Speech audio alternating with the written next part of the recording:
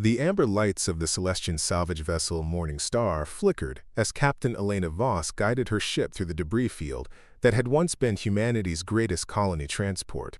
300 years had passed since the Great Silence, when humans had simply vanished from the galaxy without explanation, leaving behind only empty worlds and scattered wreckage like this. Most species had long since forgotten about the mysterious bipedal creatures who had briefly appeared among the stars. But Elena had always been fascinated by the remnants they left behind. Before we jump back in, tell us where you're tuning in from, and if this story touches you, make sure you're subscribed, because tomorrow I've saved something extra special for you. Her 6 arms moved gracefully across the control panels, each limb working independently as all Celestians did. Her iridescent blue skin caught the light from the view screen, creating patterns that shifted like water as she maneuvered between chunks of twisted metal and frozen atmosphere. The Morning Star was a modest vessel, built for deep space recovery operations, but Elena had modified it extensively over her 40 years of salvage work. She had found enough human artifacts to fill 3 museums, but never anything quite like what her sensors were detecting today. The object was buried deep within what appeared to be the ship's residential section, a cylindrical chamber that had somehow maintained structural integrity despite centuries of cosmic bombardment.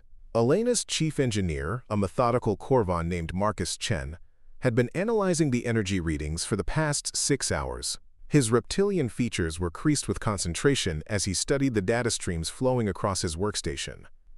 "Captain," Marcus called out, his translator rendering his natural harmonic speech into standard galactic common.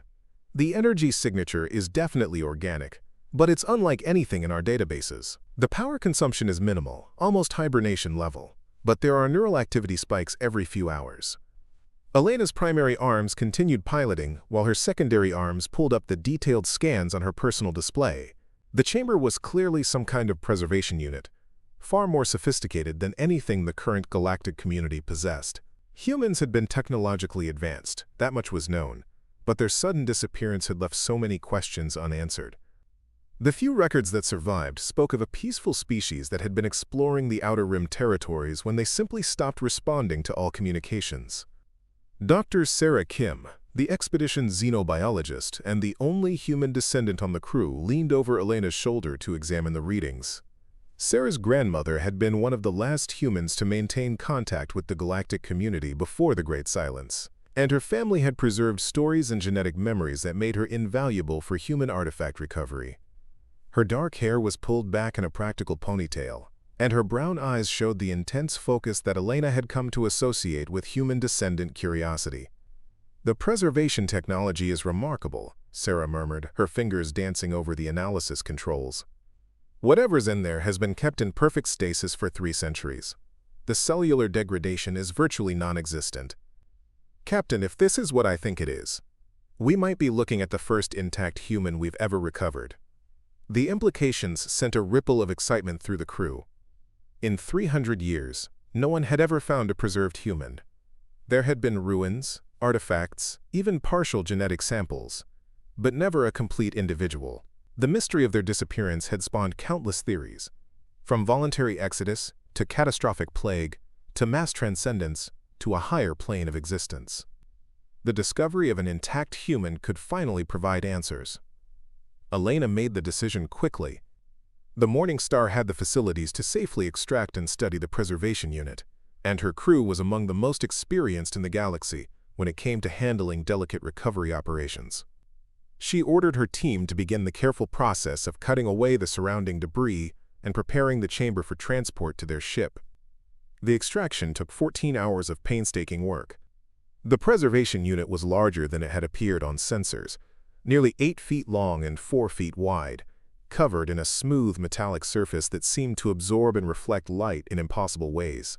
Strange symbols were etched along its sides, clearly human writing, but in a script that predated the standardized galactic languages. Sarah spent hours photographing and cataloging every mark, her excitement growing with each new detail she discovered. Once the unit was safely aboard the Morning Star and secured in their primary laboratory, Elena called her senior staff together for a planning session. The laboratory was the heart of the ship, equipped with the most advanced analysis and medical equipment that Celestian technology could provide. The preservation unit sat in the center of the room, its surface now connected to dozens of monitoring cables and sensor arrays. The preliminary scans confirm it, Dr. Kim announced to the assembled crew.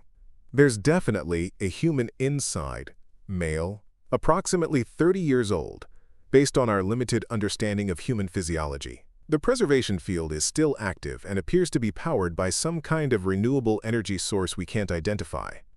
More importantly, all vital signs are stable. This individual isn't dead. He's sleeping. Marcus pulled up holographic displays showing the unit's internal structure. The technology is at least 2 centuries ahead of anything we currently possess. The preservation field doesn't just maintain cellular integrity. It appears to actively repair and optimize biological systems. Whoever is inside might actually be in better physical condition now than when he first entered the unit.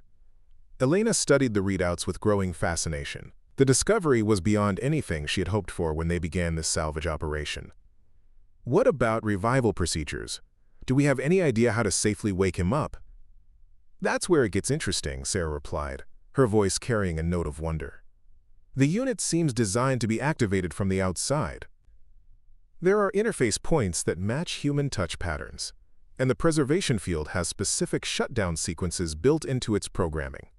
It's almost as if the humans expected their people to be found and awakened by others. The ethical implications weighed heavily on Elena's mind. They were talking about awakening a being from a species that had been extinct for 3 centuries, someone who would wake up in a completely different galaxy than the one he had known. The trauma of such a realization could be devastating. Yet the potential for advancing their understanding of human civilization and possibly solving the mystery of their disappearance was too significant to ignore.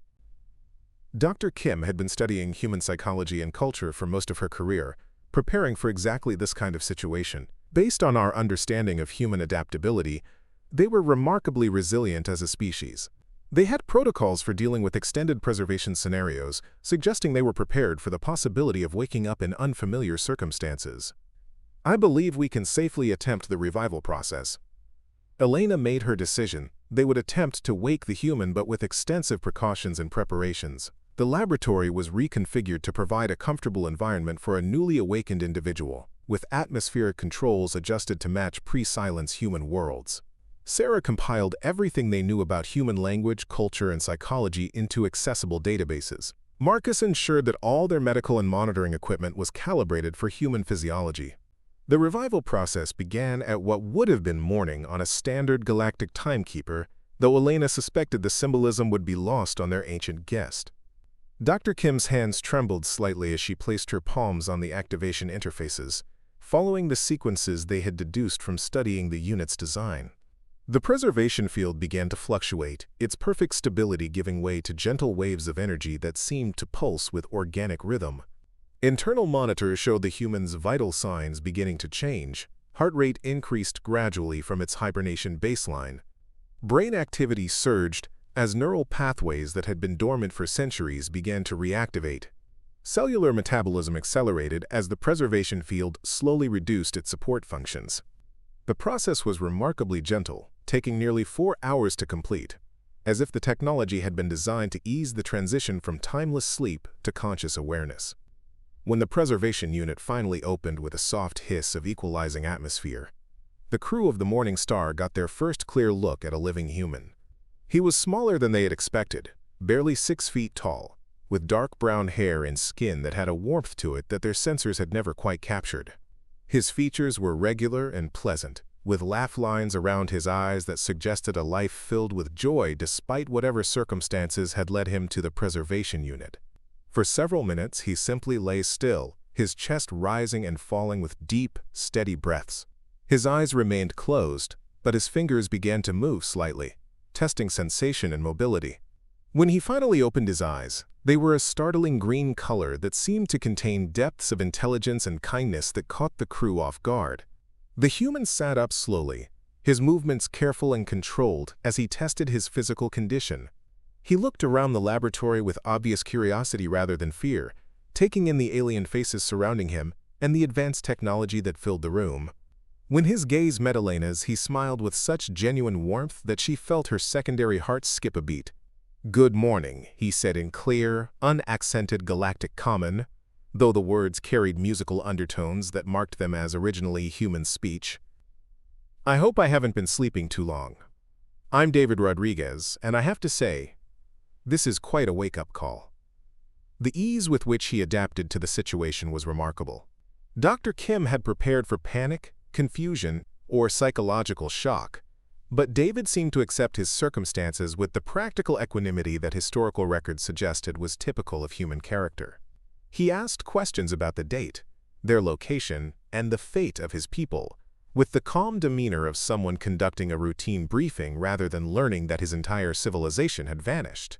When they told him that 300 years had passed since the Great Silence, David was quiet for a long moment, but he didn't show the devastating emotional reaction they had feared.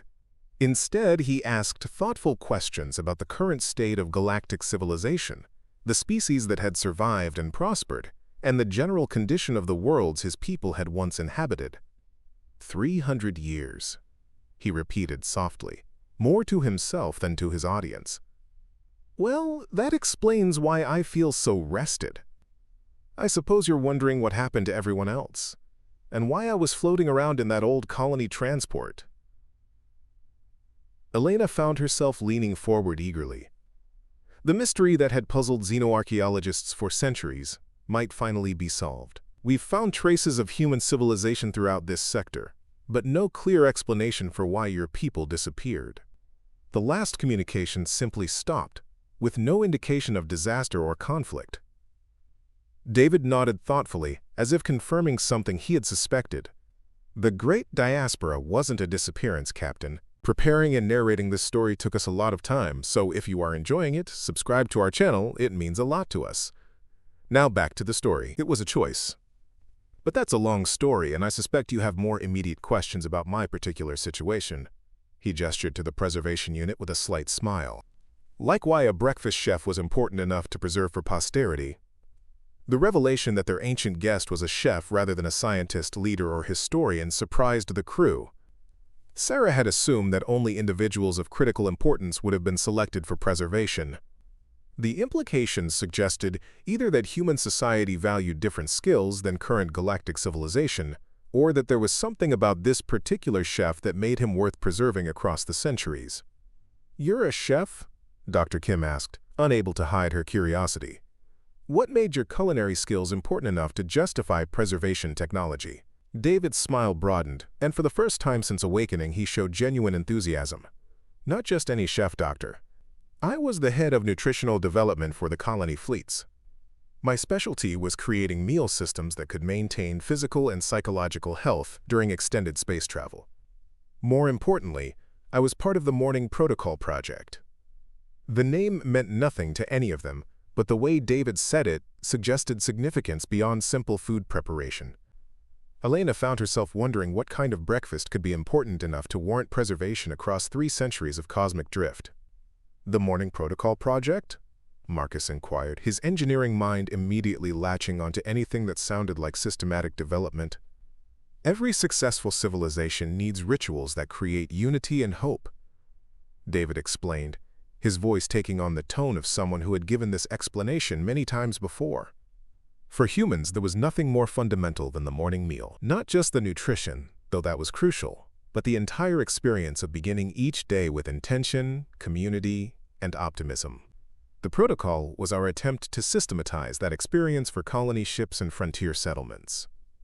As David spoke, Elena began to understand why he might have been considered worth preserving. Human civilization had been notably successful at creating cohesive communities across vast distances and in challenging environments. If their social technologies were as advanced as their preservation systems, then someone who specialized in maintaining morale and unity would indeed be invaluable. Dr. Kim was furiously taking notes, her scientific mind racing with the implications. "So you weren't just cooking food, you were engineering social experiences?" "Exactly," David confirmed. "Food is culture, Doctor. It's memory and hope and identity all rolled into something you can taste and share. When you're millions of miles from home, when you're building something new in a hostile environment, when you're afraid that you might not survive to see another sunrise, the morning meal becomes a promise. A promise that today will be better than yesterday. that the community will endure, that there's still beauty and joy to be found even in the darkest circumstances. The passion in his voice was infectious. Elena found herself thinking about her own ship's mealtimes, the perfunctory consumption of nutrition cubes and processed proteins that met biological needs but did nothing to nourish the spirit. The idea that food could be transformed into something that actively promoted hope and unity was fascinating. The preservation protocols were activated when it became clear that the diaspora would take longer than originally planned, David continued. Key personnel from various fields were placed in stasis to ensure that critical knowledge and skills would survive the journey. I was included because the project leaders understood that maintaining hope and community would be just as important as maintaining life support systems. Marcus was studying David with the analytical gaze he usually reserved for complex engineering problems. You said the diaspora was a choice, not a disappearance. What drove your people to leave? David's expression grew more serious, though he maintained his fundamentally optimistic demeanor. Humans have always been explorers, Marcus. But more than that, we were idealists. 300 years ago, the galaxy was going through a period of expansion and conflict. New territories were being claimed, resources were being fought over, and we could see the patterns that had led to devastating wars in our own history. He paused, looking around at the diverse crew surrounding him. We made a collective decision to step back from galactic politics and focus on something more ambitious. Instead of competing for existing worlds and resources, we would venture beyond the known galaxy to find new homes, new possibilities. The colony ships weren't fleeing from anything. They were heading towards something better. The explanation was both satisfying and mysterious. It answered the question of why humans had vanished, but raised new questions about what they had found in their explorations beyond the galactic rim. Elena wondered if there were entire human civilizations thriving in unknown regions of space, and whether David's awakening might herald some kind of return. But you remained behind, Sarah observed. Why weren't you with the main diaspora fleets? The colony transport you found me on was part of the trailing fleet, David explained. We were tasked with following specific routes and establishing way stations for future contact. My ship was carrying supplies and personnel for a research station in this sector when we encountered some kind of spatial anomaly. The damage was too severe to continue, but not severe enough to prevent the emergency preservation protocols from activating. Elena was beginning to piece together a picture of human civilization that was far more sophisticated and far-reaching than anyone had imagined.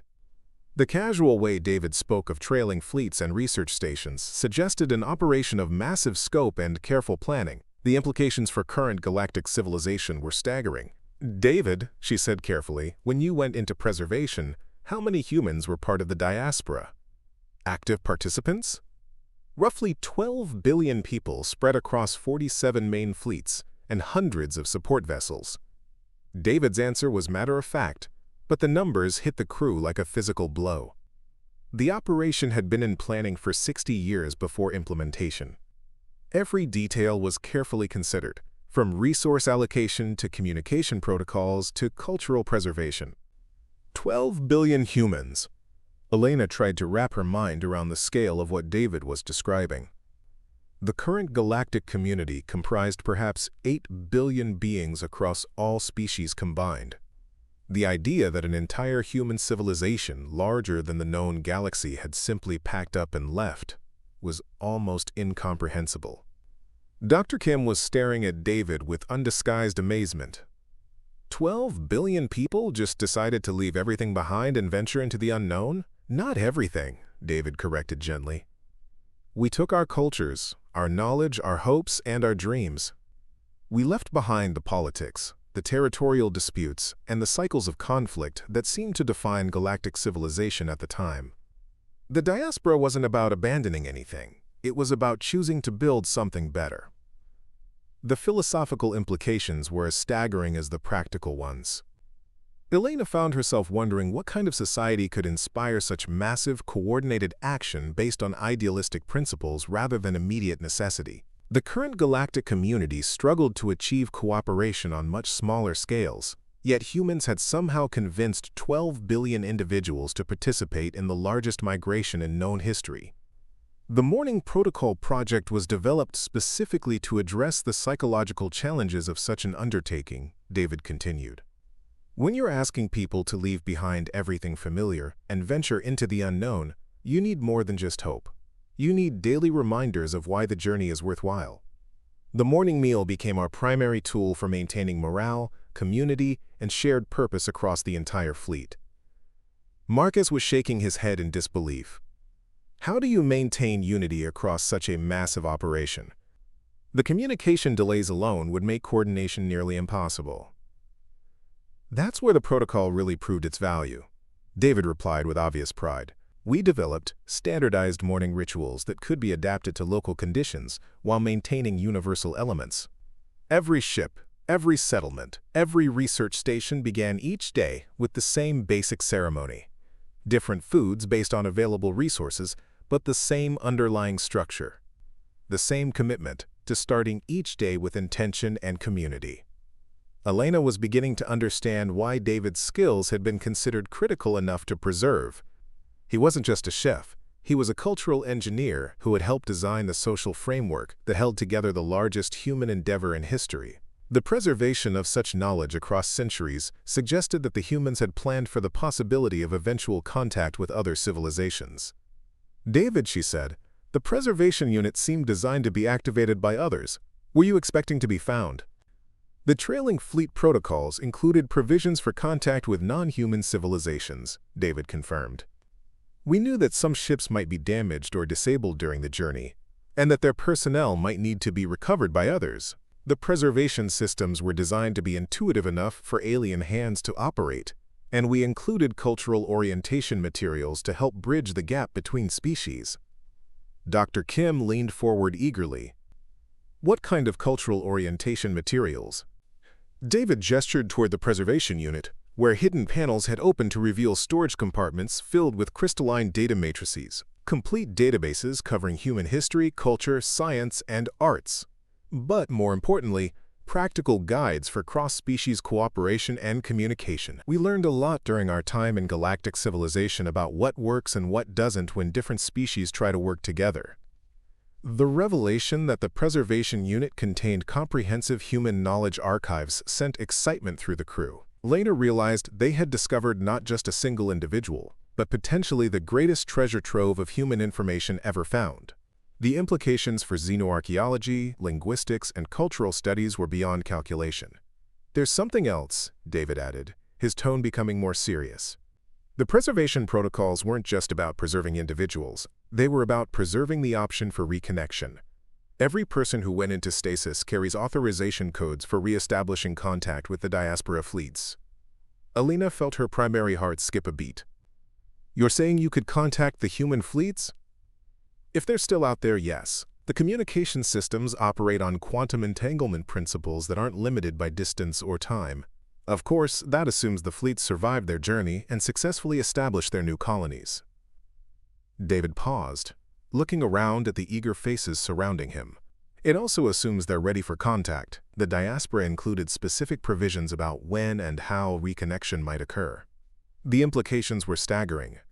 Elena found herself contemplating the possibility that their discovery might lead to re-establishing contact with a human civilization that had been developing independently for 3 centuries. The technological, cultural, and social advances such a civilization might have achieved were beyond imagination. What would it take to attempt contact? Marcus asked, his engineering mind already working on the practical challenges. Time, David replied, and the right environment. The communication protocols require significant preparation, and they're not something that should be attempted lightly. If the fleets are thriving, they've probably adapted to life beyond the galactic rim in ways we can't predict. Contact needs to be approached carefully, with respect for whatever societies they've built. Dr. Kim was practically vibrating with excitement. David, would you be willing to work with us on studying the cultural materials you've brought? The insights into human civilization could revolutionize our understanding of social development and interspecies cooperation. Of course, David replied warmly. But I have a condition. Before we dive into academic research or attempt contact with the fleets, I'd like to demonstrate why the morning protocol was so important to human society. I'd like to prepare a proper morning meal for your crew. Elena looked around at her team, seeing curiosity and anticipation in their expressions. The idea of experiencing authentic human cuisine prepared by someone who had helped design it for massive colonial operations was undeniably appealing. More than that, she sensed that David was offering them something more significant than just food. He was offering them a glimpse into the social technologies that had enabled humans to accomplish the impossible. "What would you need?" she asked. David stood up from the examination table, moving with the easy confidence of someone completely comfortable in his own skin. Despite having been asleep for 3 centuries, he showed no signs of disorientation or weakness. If anything, he seemed more energetic and focused than most beings Elena knew who were fully rested. "A kitchen," he said with a grin that transformed his already pleasant features into something genuinely radiant, "and access to your food stores. The beauty of the protocol is that it can be adapted to any available ingredients. The magic isn't in the specific foods, it's in the intention, the process, and the community experience." Elena made a command decision. "Marcus, convert Laboratory 3 into a temporary kitchen. Give David whatever he needs. Dr. Kim, help him access our food stores and adapt them to his requirements." She looked directly at David. "How long do you need?"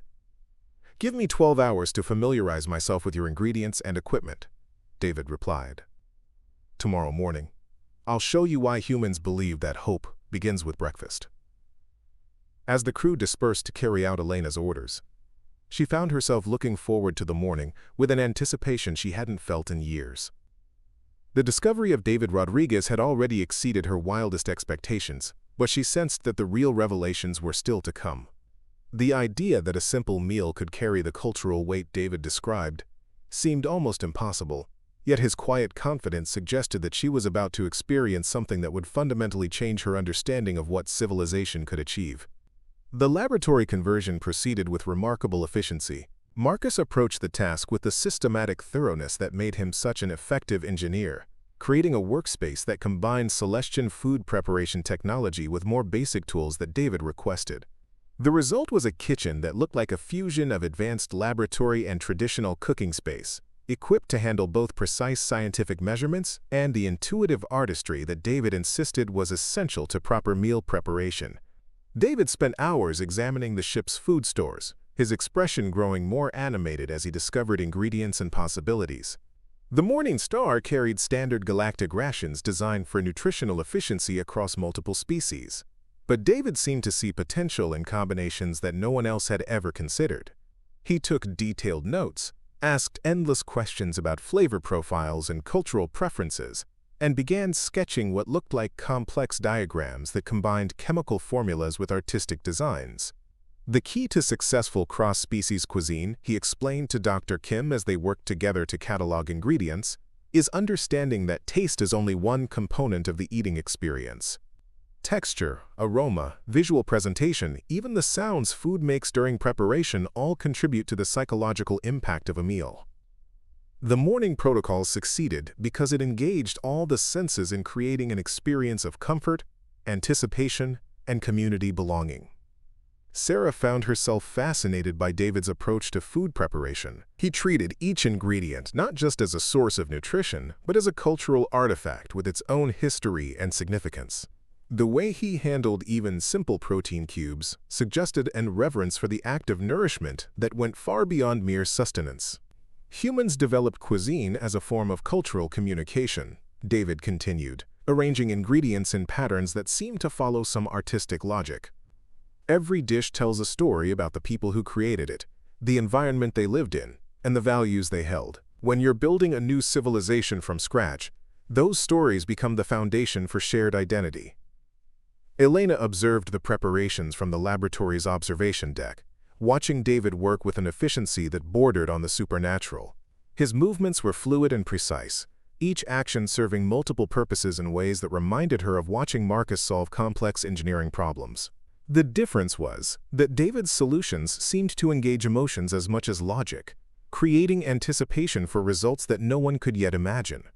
The next morning, Elena was awakened early by the most extraordinary aroma she had ever experienced.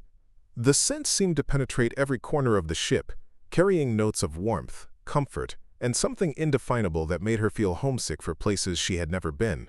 Her crew was already stirring, drawn from their quarters by the same mysterious fragrance that promised experiences beyond their previous understanding. David had transformed the converted laboratory into something that felt more like a temple than a kitchen. Soft lighting created an atmosphere of peaceful anticipation, while the carefully arranged workspace displayed dishes that looked more like art installations than mere food. The central table had been set with place settings for the entire crew, each position marked with small, personal touches that somehow reflected the individual preferences David had observed during his brief time aboard the ship. "Good morning," David called out cheerfully as the crew gathered around the table. He was wearing a simple apron over his standard-issue clothing, but his presence dominated the space with an authority that came from absolute confidence in his craft. "Welcome to your first authentic human morning meal. Please, take your seats." Elena found herself guided to a position at the head of the table, with her crew arranged around her in a pattern that somehow felt both formal and intimate. David moved between them, serving dishes that defied easy description, while explaining the significance of each component in the overall experience. The first course was a warm beverage that David called Dawn Coffee, a combination of traditional galactic stimulants with aromatic compounds that created an effect Elena had never experienced. The drink seemed to awaken not just her mind, but her capacity for optimism and wonder. As she sipped, she felt a profound sense of readiness for whatever challenges the day might bring. "Coffee," David explained as he served the others, "was humanity's first gift to galactic civilization. We discovered that the right combination of stimulants and aromatics could create a physiological state of alert calm that was perfect for beginning productive activities. But more than that, the ritual of sharing morning coffee created bonds between individuals that transcended species differences." Marcus was staring at his cup with the expression of someone who had just discovered a new physical law. "This is remarkable. I feel more awake than I have in months, but also somehow more peaceful. How is that possible?" "The human nervous system responds to specific chemical combinations in ways that promote both alertness and emotional stability," David replied. The morning protocol incorporated these responses into a systematic approach to beginning each day with optimal psychological preparation. Every element of the meal is designed to reinforce feelings of security, community, and positive anticipation. The second course consisted of what David called comfort grains, a warm, porridge-like dish that had been prepared with ingredients Elena recognized but combined in ways that created entirely new flavors. The texture was somehow both substantial and delicate, providing a sense of satisfaction that went beyond mere nutrition. More importantly, the act of eating it seemed to create a meditative state that allowed her mind to process the morning's experiences with unusual clarity. Dr. Kim was taking notes between bites, her scientific training warring with her simple enjoyment of the experience. "David, this is affecting our brain chemistry in ways I've never seen. The combination of nutrients and aromatics is triggering neurotransmitter responses that promote social bonding and cognitive flexibility. It's like you've engineered a meal to optimize human psychological function." "Not just human psychological function," David corrected gently. "The principles work across species boundaries. The specific ingredients change, but the underlying approach to creating positive emotional and cognitive states through carefully designed eating experiences is universal. That's what made the protocol so valuable for multi-species colony operations." Elena was beginning to understand the true scope of what David represented. He wasn't just a chef or even a cultural engineer. He was a specialist in using biological and psychological principles to create social cohesion across diverse populations. The skill set that had made him valuable to human civilization would be equally valuable to any society trying to build unity among different groups. The final course was perhaps the most remarkable of all: fresh bread that David had somehow managed to prepare using the ship's basic ingredients, but which tasted like nothing Elena had ever experienced. The bread was warm, fragrant, and substantial, but it also carried emotional associations that she couldn't quite identify. Each bite seemed to evoke memories of safety, home, and belonging that felt more real than her actual experiences. "Bread," David said as he watched the crew experience his creation, "is the ultimate human food. It represents transformation, community, and the promise of sustenance. Every human culture developed some form of bread because the process of taking simple ingredients and transforming them into something greater reflects our deepest beliefs about what civilization should accomplish." Marcus was holding his piece of bread like a religious artifact. I understand why this was worth preserving. This isn't just food, it's a technology for creating social unity. If you could teach these techniques to the current galactic community. David nodded seriously. That's exactly what the protocol was designed for.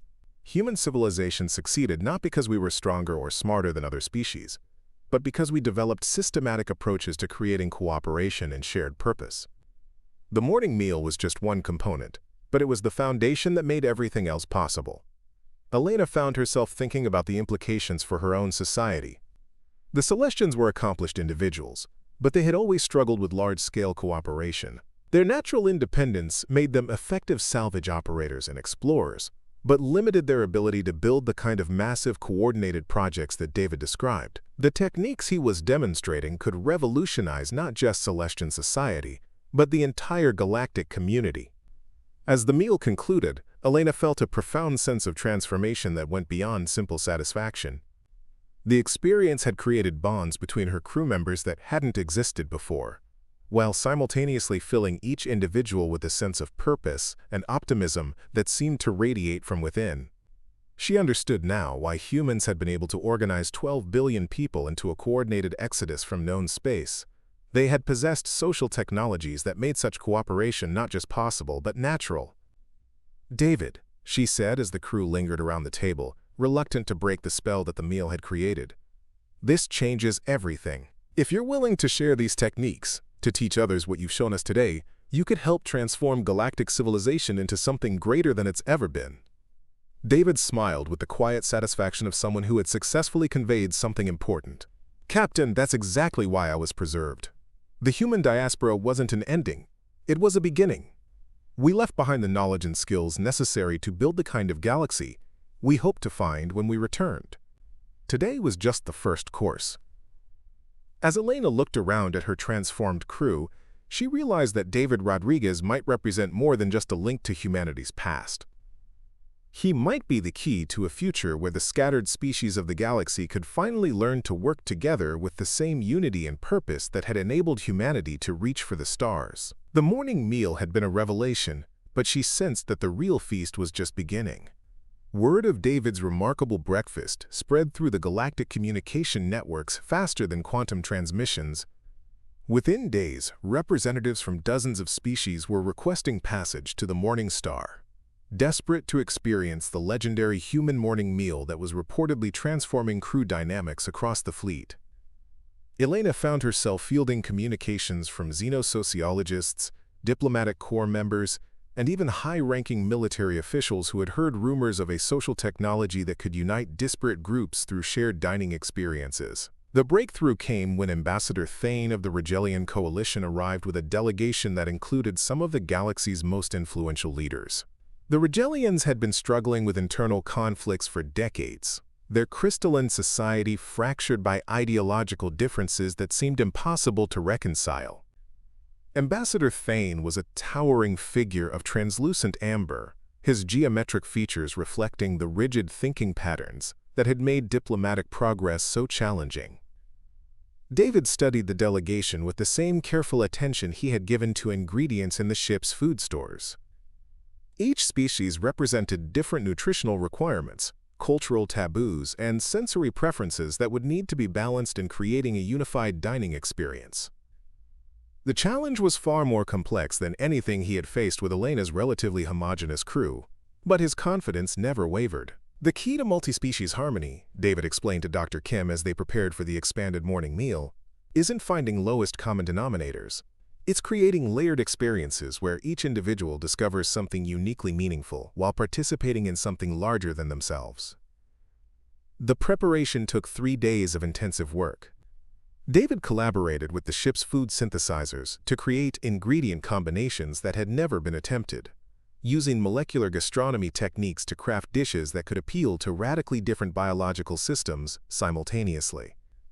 The laboratory had been expanded into a full ceremonial dining hall, with atmospheric controls calibrated to maintain optimal comfort levels for all attending species. Ambassador Thane observed the preparations with obvious skepticism. "Human, I fail to understand how shared consumption of nutrients could address political disagreements that have persisted for generations. The Reptilian coalition's problems stem from fundamental philosophical differences about resource allocation and territorial sovereignty. David smiled while arranging place settings that somehow accommodated everything from the ambassador's crystalline form to the flowing plasma-based beings of the Andorian collective. Ambassador philosophy and politics are just intellectual frameworks we use to organize our deeper emotional needs. Every being in this galaxy, regardless of species, shares certain fundamental desires: security, belonging, purpose, and hope for the future. The morning meal creates a space where those shared needs can be acknowledged and reinforced. The morning of the great demonstration arrived with atmospheric conditions that David had somehow convinced Marcus to adjust throughout the ship. The lighting cycled through spectrums that appealed to different species' circadian rhythms, while ambient sound frequencies promoted relaxation and openness to new experiences. The assembled delegates represented 12 different species, each with their own complex political agendas and cultural prejudices. As beings of vastly different sizes, shapes, and sensory capabilities gathered around the modified dining arrangements, tension filled the space like a charged electromagnetic field. The Reptilian delegation maintained suspicious distance from the Andromedan representatives, while the insectoid Korvan delegation clustered together in defensive formations. Diplomatic protocols had been established to prevent conflicts, but underlying hostilities simmered just beneath the surface of forced civility. David entered the dining hall carrying a simple tray that seemed to glow with inner warmth. His presence immediately commanded attention not through intimidation or authority, but through an inexplicable sense of welcome that transcended species boundaries. He moved between the assembled delegates with fluid grace, serving each individual a portion that had been specifically crafted for their unique physiology, while maintaining visual and aromatic harmony with the overall presentation. The first course was something David called unity broth, a liquid preparation that appeared different to each species based on their sensory capabilities. The Reptilians perceived crystalline clarity with mineral undertones that resonated with their geological nature. The Andromedans experienced flowing currents of flavor that mimicked their plasma-based existence. The Korvan delegation detected complex pheromone signatures that triggered positive social responses in their hive mind consciousness. Ambassador Thane's rigid posture began to soften as he consumed his portion of the broth. His crystalline structure, which had maintained sharp angles throughout the preliminary negotiations, started displaying more curved and flowing geometries. "This is unexpected," he admitted, his harmonic voice carrying notes of wonder that had been absent from his previous communications. The broth contains neural pathway activators that promote empathy and emotional openness, David explained as he served the final portions. But more importantly, it's designed to remind each of you of your species equivalent to maternal nourishment. The flavors and sensations trigger deep memories of safety, care, and unconditional acceptance. Dr. Kim was discreetly monitoring the biometric responses of all the delegates, her instruments detecting remarkable changes in stress hormones, neural activity patterns, and even electromagnetic field fluctuations among the energy-based beings. "David, you're literally rewiring their brain chemistry to promote cooperation. How is this possible?" "Every intelligent species develops around the same basic survival needs," David replied while preparing the second course: care for offspring, protection of community, and hope for continuation. The nutritional and sensory elements I'm using trigger evolutionary responses that remind each individual of their deepest connections to their own people, while simultaneously demonstrating that those same needs exist across species boundaries. The second course pushed the boundaries of what anyone had thought possible in cross-species cuisine. David presented what appeared to be a single dish, but which transformed based on how each delegate interacted with it. Touch-sensitive elements responded to different types of physical contact, while aromatic compounds released different scent profiles based on the biochemistry of whoever was consuming them. The result was a dining experience that felt personalized for each individual while clearly being part of a coordinated whole. The Andromedan representative, a flowing entity of pure energy named flux, communicated through electromagnetic pulses that the ship's translators rendered as amazed confusion. David Rodriguez, this preparation responds to our energy patterns in ways that should be impossible for matter-based cuisine. How do you account for quantum-level interactions in food preparation? David's answer revealed the true sophistication of human culinary science. The morning protocol incorporated discoveries from quantum biology, consciousness research, and social psychology. We learned that nutrition isn't just about feeding the body. It's about nourishing the quantum fields that connect consciousness to physical reality.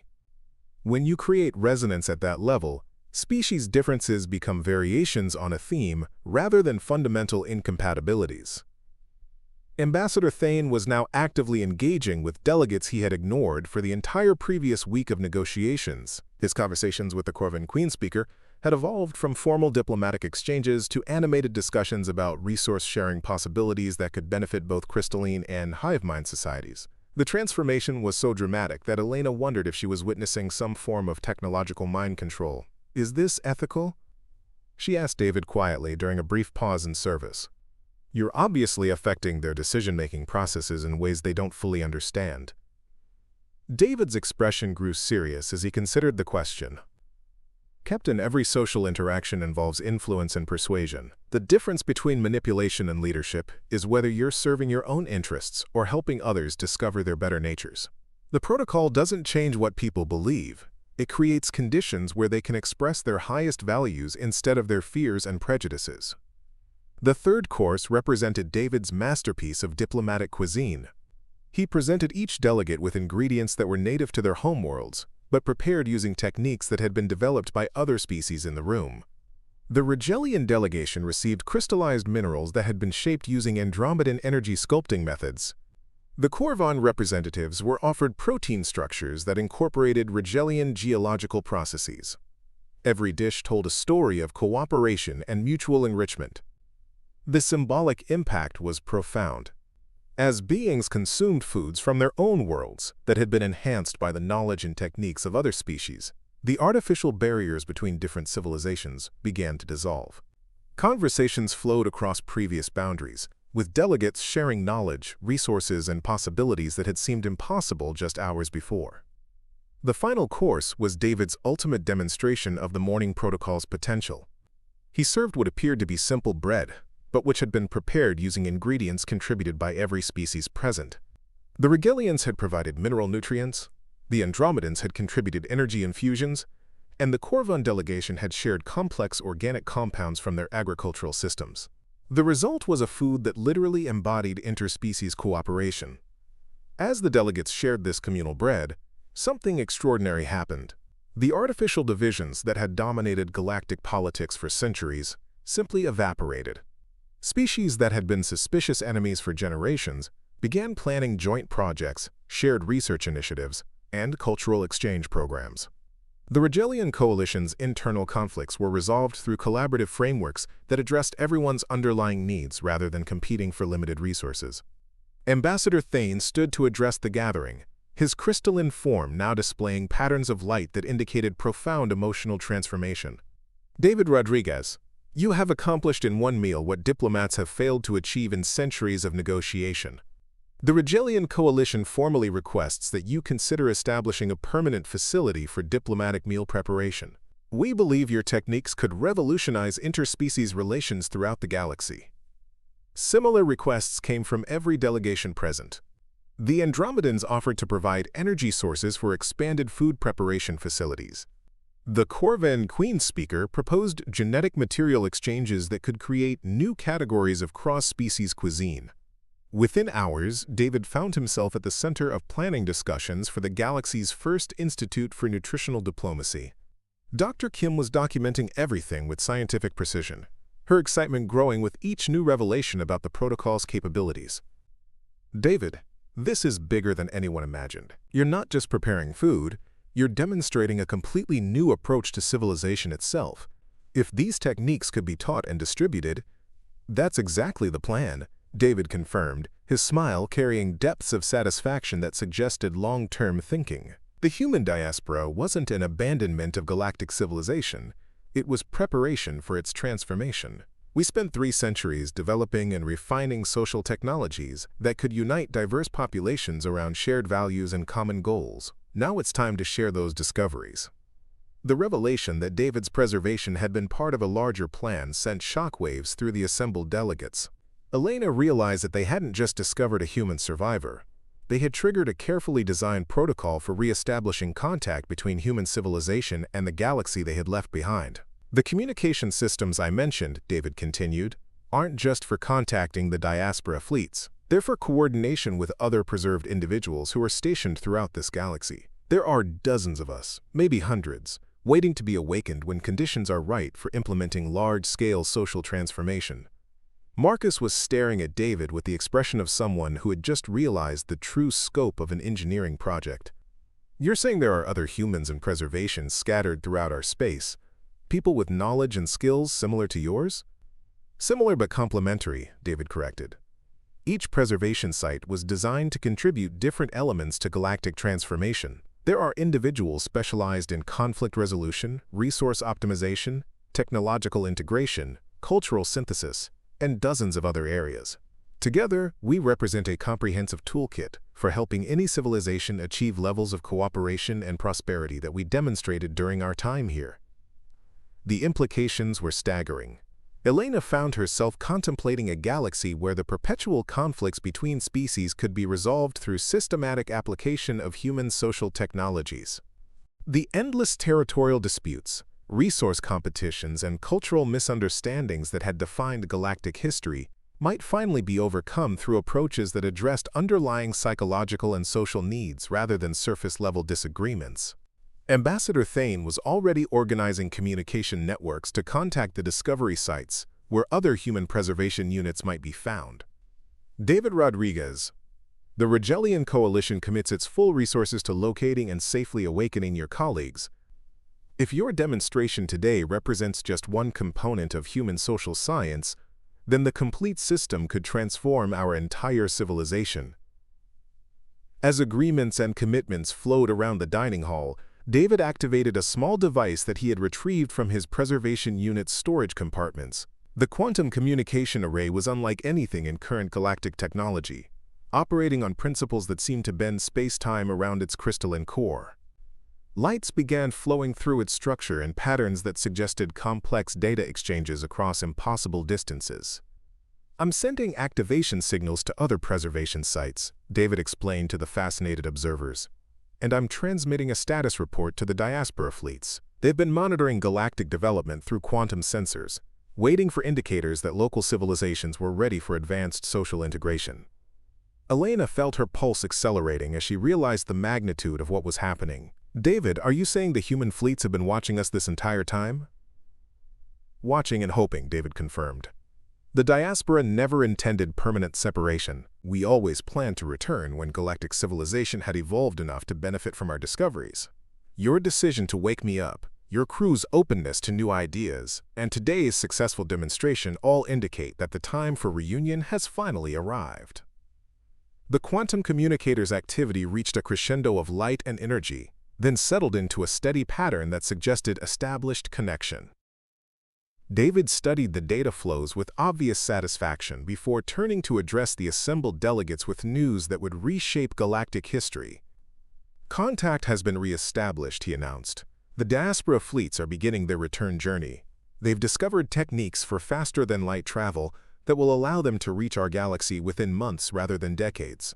More importantly, they're bringing technologies and knowledge that will allow every species present to achieve levels of prosperity and cooperation that surpass anything in recorded history." The dining hall erupted into excited discussions as representatives began planning for the arrival of human civilization. But Elena found herself focused on a more immediate realization. The morning meal that had started as a simple demonstration of cooking techniques had evolved into the first day of a new galactic age.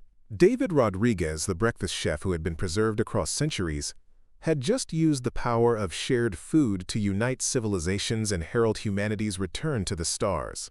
As the delegates dispersed to begin preparations for re-establishing contact with humanity, David remained in the dining hall, quietly cleaning the dishes and utensils that had facilitated the morning's transformation. His work was methodical and meditative, treating each implement with the same reverence he had shown for the ingredients and the diners themselves. Elena approached him as he finished organizing the kitchen area. David, do you realize what you've accomplished today? You've just changed the course of galactic history. David smiled with the quiet satisfaction of someone who had successfully completed a task he had been preparing for his entire life. Captain, I've just served breakfast. Everything else is just people discovering that they were hungrier for hope and community than they realized. That's what the morning protocol was always designed to do. Remind beings throughout the galaxy that every new day is an opportunity to choose cooperation over conflict, abundance over scarcity, and love over fear. As Elena looked around the transformed dining hall, she understood that David's greatest achievement wasn't the remarkable food he had prepared or even the diplomatic breakthroughs he had facilitated. His true accomplishment was demonstrating that the simplest human acts, performed with intention and skill, could become the foundation for civilizations that elevated every being they touched. The age of isolation and competition was ending. The age of cooperation and shared prosperity was about to begin. And it had all started with one human chef who understood that hope, like hunger, was best satisfied when shared with others around a common table. Up next, you've got 2 more standout stories right on your screen. If this one hit the mark, you won't want to pass these up. Just click and check them out.